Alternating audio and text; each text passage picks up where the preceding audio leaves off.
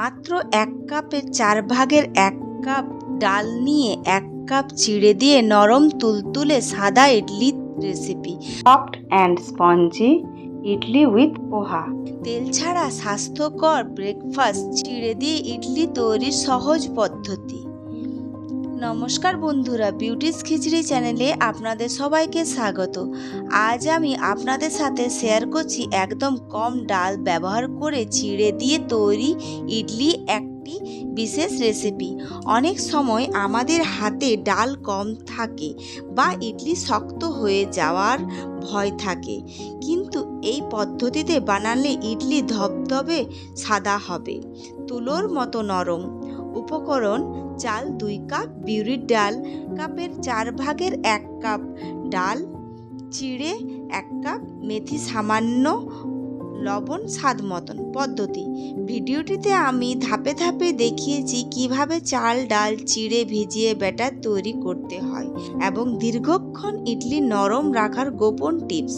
যারা ডায়েট করছেন বা স্বাস্থ্যকর জলখাবার খুঁজছেন তাদের জন্য এটি সেরা অপশন। রেসিপিটি ভালো লাগলে ভিডিওটি লাইক করুন এবং বন্ধুদের সঙ্গে শেয়ার করতে ভুলবেন না। আর এমন আরও ঘরোয়া ও নতুন নতুন রেসিপি পেতে আমার চ্যানেলটিকে সাবস্ক্রাইব করে পাশে থাকা বেল আইকন প্রেস করে রাখুন। চিড়ে ব্যবহার করলে ইডলি অনেক বেশি সাদা এবং নরম হয়। চাল, ডাল এবং মেথি ভালো করে ধুয়ে 4-5 ঘন্টা ভিজিয়ে রাখুন। চিড়ে ধুয়ে জল ঝরিয়ে 15 মিনিট ভিজিয়ে রাখলেই হবে।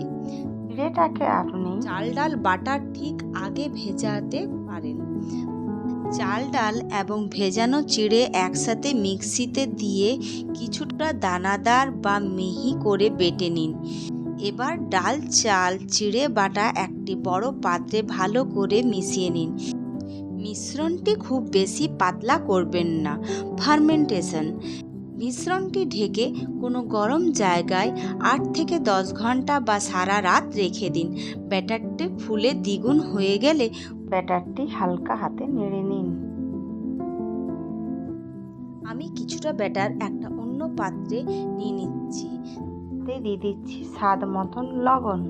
লবণটা ভালো করে মিশিয়ে নিয়ে ইডলি স্ট্যান্ডে সামান্য তেল মাখিয়ে ব্যাটার ঢেলে দিন। ভাপে 10 থেকে 12 মিনিট রান্না করুন।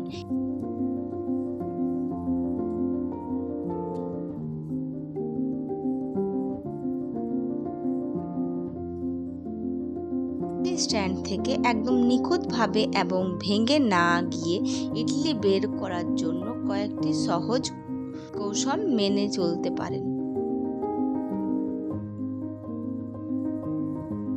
ইডলি বের করার জন্য ছুরি ব্যবহার না করাই ভালো, এতে ইডলি ছিঁড়ে যেতে পারে।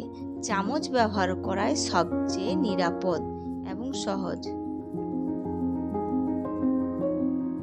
ইডলি ভাপানো হয়ে গেলে সাথে সাথে স্ট্যান্ড থেকে বের করার চেষ্টা করবেন না। স্ট্যান্ডটি বের করে বাইরে 2 থেকে 3 মিনিট রেখে দিন।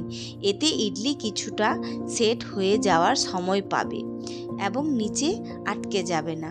ইডলি বের করার জন্য ছুরি ব্যবহার না করাই ভালো, এতে ইডলি ছিঁড়ে যেতে পারে। চামচ ব্যবহার করা সবচেয়ে নিরাপদ। একটি ধারালো স্টিলের চামচ নিন। চামচের উল্টো দিক দিয়ে ইডলির চারপাশটা আগে আলগা করে নিন, তারপর নিচ দিয়ে চামচ ঢুকিয়ে তুলে নিন। ভিজিয়ে নিলে চামচ আটকে যাবে না। গরম গরম ইডলি নারকেলের চাটনি বা সাম্বর দিয়ে পরিবেশন করুন।